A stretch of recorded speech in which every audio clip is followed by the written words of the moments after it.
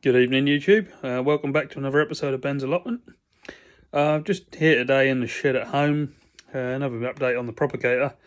I thought I'd just show you what I've got growing in there and a couple of little modifications I've made to it since the last episode. Have been down the plot today.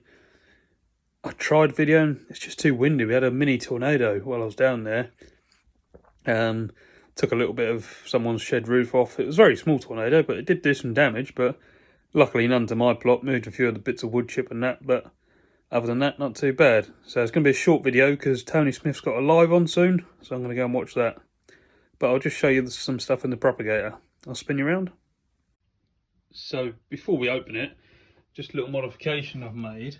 I woke up the first morning after having it on, and it wet the floor quite a bit. The condensation running down from the door. Obviously that shuts like that, but a little bit run down. So I've attached this guttering, you can see it very well there, which then runs down into a bucket, and I'm able, there's 3 inches of water in there, able to recycle the water. Perfect. Right, let's have a look inside. So, sorry if you're a bit dazzled by the light, it's incredibly bright with all them 4 on, but it's perfect, the plants are loving it. So like I say, just a little run through what we got.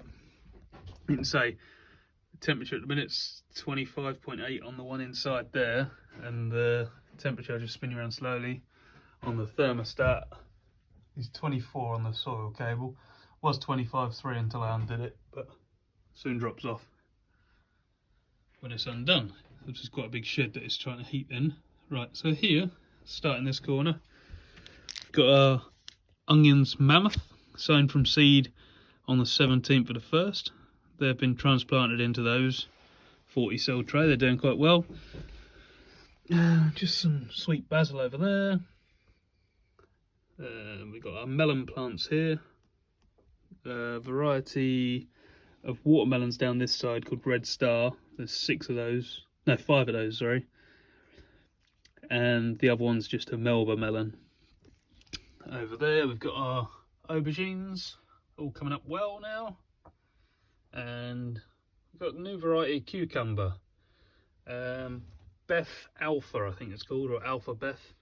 Beth Alpha, I think. F1 variety. Moving along, we've got some sage growing there. Some Florence red onions over there. They're like a shallot type one, but they're really tasty. Patchy germination in them, I must say, this year. But we'll see. Yet to germinate, we've got some Hungarian hot wax in here, and some tomatoes I did last night there, and some honeycomb ones there. Some tomatoes that were sown 3 weeks ago, 3.5 weeks ago now. Yeah, about 3 weeks ago. But obviously this propagator hasn't been up and running long, but they're loving it in here, they really are. You can see. Sorry if the camera's a bit turned, I've just realised that. But yeah, there's sun gold tomatoes.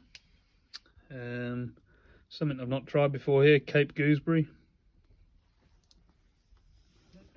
What else we got here? Some jalapenos yet to show. Bird's eye, Italico. Some more sweet basil there and there. Just got some flower seeds there, various different things. Excuse me.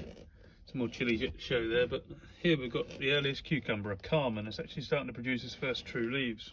A bit leggy where it was inside before, but it's perked up since coming into the propagator. Some more flowers. Marigolds are up straight away, as you can see. And then other things yet to germinate. Some Malaga melons in the back there, and some more bird's eye hot chilies. We've got some Frigatello peppers. There's 1 or 2, you can't quite pick them up. There is one in the corner there and one over there starting to come through, but they'll be along soon. We've got another Carmen cucumber. Here we've got a potato, a rocket. I'm growing a couple just in these little pots, just to see if we can get some early crops, and then they'll be transplanted into the big 30-litre buckets, those two. A couple of onion sets that have still managed to stay in here. Must have missed them when I took the others down to the plot. I'll try and do a video down there tomorrow or Friday of what's grown in the polytunnel and the potting shed down there. Possibly Friday that'll be, just as more of an update. But I'm not going to touch them, but I can see the sweet pepper etuda and the frigatellos. There's certainly on that one there, you can just pick it up. There's a slight bit of lifting.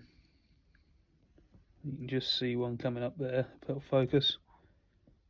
But yeah, all doing well. So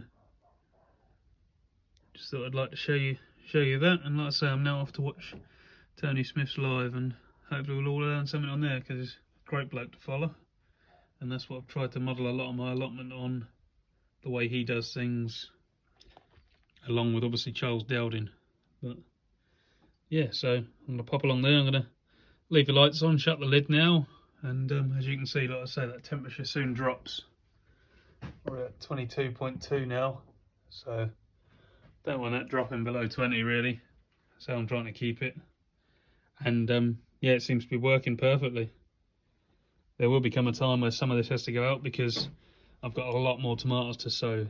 I've done, with the ones that are in the middle there, the Sun Golds, and what I sown last night, I've probably done about 80 so far.